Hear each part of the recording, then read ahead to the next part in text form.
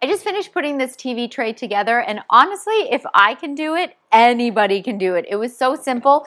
You literally just have to snap in the legs and then just attach this bar down here, and that is it. So as you can see, I'm sitting here. This is a little bit too high for me, but it is so easy because it is adjustable, which is great because obviously that means multiple people can use it depending on their height. So as you can see right here, you just have the little push in right here, and then I'm gonna snap it in and make it a little bit lower, and I'm gonna do the same thing on the other side, push it in, and then that should be probably, that would be a little bit better. I can go a little bit lower as well, and then if my husband were to use it, he can go higher. The other really cool thing, so let's say I'm sitting here and I'm eating, I'm watching some TV, but then maybe I wanna do some work on here and I wanna put, you know, laptop or a phone or a tablet, and I kinda wanna have it slanted. It's really nice because you have the bar here, so you can actually change how you want it and make it a bit more slanted. So I'm just gonna grab that and then hook that into here,